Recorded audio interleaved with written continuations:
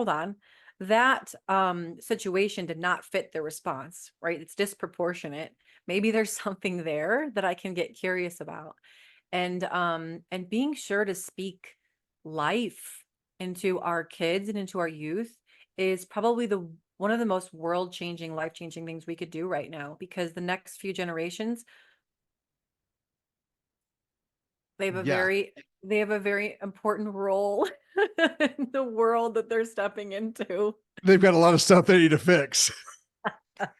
And it's funny because it's like, here, fix this that we effed up. Like you go, Oh make it gosh, better.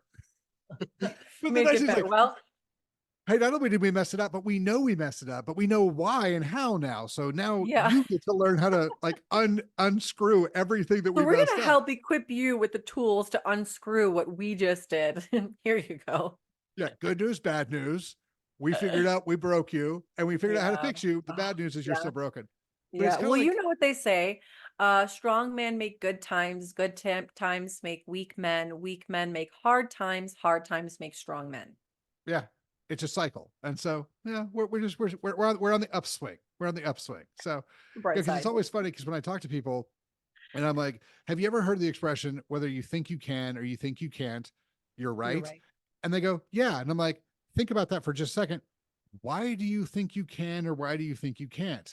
Because someone has probably told you over and over that you either can or that you can't, because you Yeah. don't just necessarily think thoughts on your own. Dr. Peterson went through a big deal on this with his Nietzsche lectures. Uh, he like goes through this whole thing on like, I think, and he was like, we'll walk through that. And you're like, oh, okay. So apparently I don't think. It's just a combination of everything everybody said, which is important to understand because then you recognize what we're talking about. If you keep telling your kids you can't or you are this thing, you will reinforce that in their head. But if you tell them that they can do great things and that they are great people, you're going to reinforce that in their head. Here's the caveat with that. Sometimes we're saying things without saying words. And so if we're going to tell our kids, like my life is a perfect example of that. If if you're going to tell me you could do anything or you should do this, don't lie, don't do these things, right? Here's a great moral code. But I myself am not living by it.